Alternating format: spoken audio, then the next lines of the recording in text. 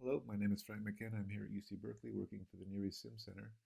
In this video, I'm going to talk about C and the C compiler, just to highlight the differences between C and Python.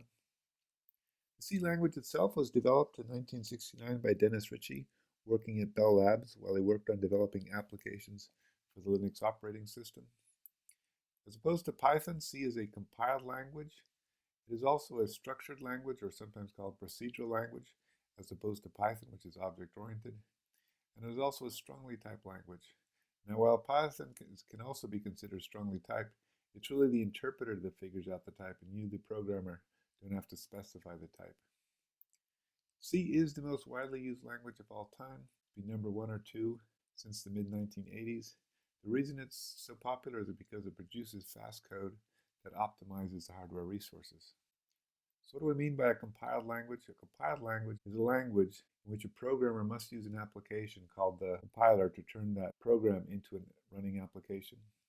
The purpose of a compiler?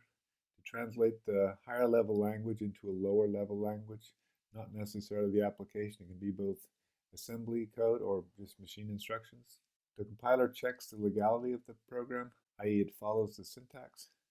And it'll also optimize the output for performance. E.g., it can reorder the instructions, do some typecasting for you, but it does stuff under the hoods that you never see. So compiler, as I say, it takes typically an ASCII text file. It can take other things, and it will reduce it to a lower level language, might reduce it to assembly language, or most typically, and the purposes of this course, we're going to reduce it, use the compiler to turn our program text file into an application that we run on a computer. So what do we mean by strongly typed? A strongly typed language refers to the language in which the user must specify the type for each variable. This is done so the compiler can strictly enforce the intermixing of types to catch errors in your code. Now, C is also a structured or procedural programming language. In this type of language, large programs, they must be broken down into smaller units called functions, and then the data is passed from one function to another through the function arguments and return types. The main focus of it in program design is identifying those functions and what sort of data is passed between the functions. The C program itself, let's see, what does the C program look like? A C program will consist of the following things. It'll have some preprocessor commands at the start. There'll be some functions defined in the program. Each function will have some variables. There'll be statements and expressions using those variables. And then most importantly, there'll be comments in the file helping to explain to you in months from now or years from now when you go back to your program just exactly what you intended to do in the lines of code, and also help other users who work with you to figure out just exactly what you're doing if they have to come back in and debug your code. And finally, as we'll see on Wednesday probably, there's these things called pragmas, and we'll get into what exactly they are on Wednesday. But here again is our first program, everybody's first program, Hello World. And then I'm quickly here going to just go through the different lines in this file. So include standard io.h. That is our preprocessor directive that is telling the compiler we want to pull in all the function definitions for standard IO. It's similar to an import in Python. The next line, this int main int argc char pointer argv. Int main, here we're defining our function main. It takes two arguments. The first argument is an integer. Inside the function, if we were to use it, we'd refer to that argument as argc, and then the second argument is argv, which is this funny char pointer, which we'll get to tomorrow. The function itself, main, this first int here says it's going to return an integer when the function is finished.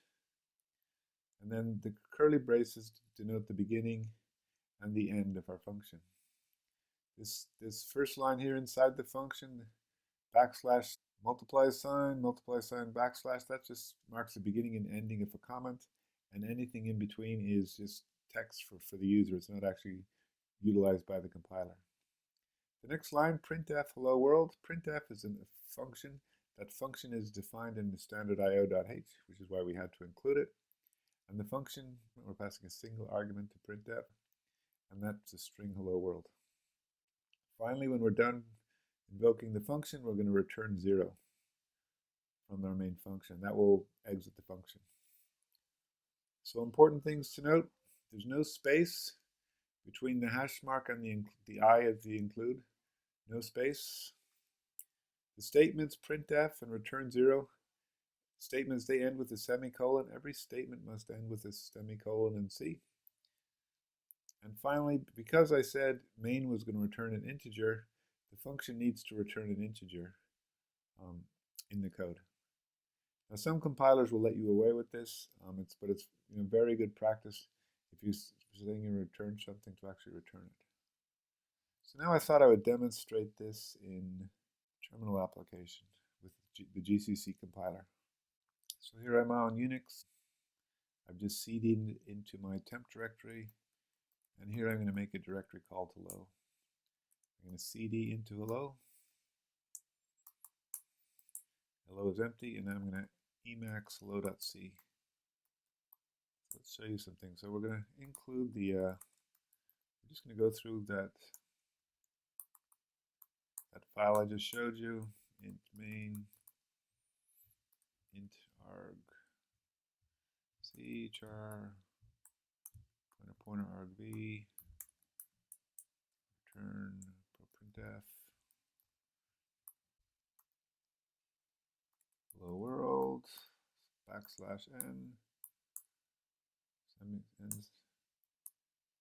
return 0. Spell return right. Well, let's not. Let's leave an error with return. So now when I go compile hello.c,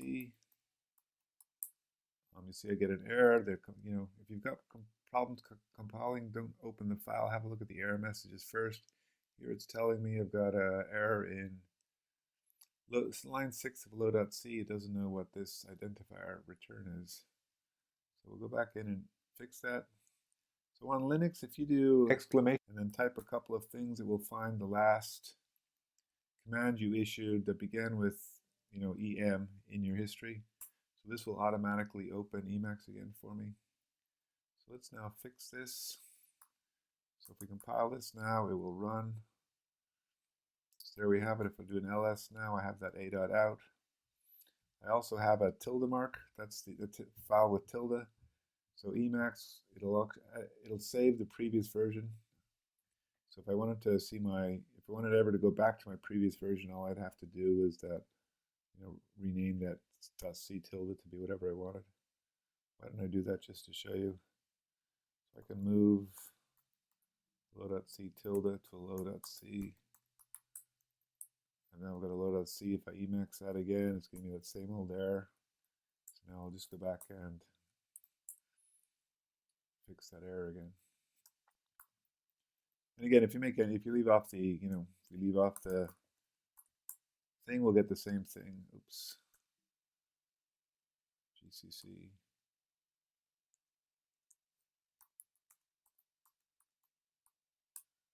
So it's missing the end of statements. Okay. So why do we have an end statement? If you remember in Python, you had to indent all your lines. In C, you don't need to indent anything. You don't need any spaces or anything. You just need a couple of spaces. Everything is identified by a space and a token. So this will also compile. It will run, but it doesn't look all that pretty.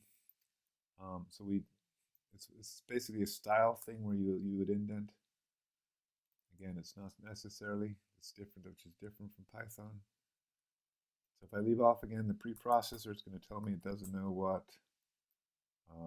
printf is.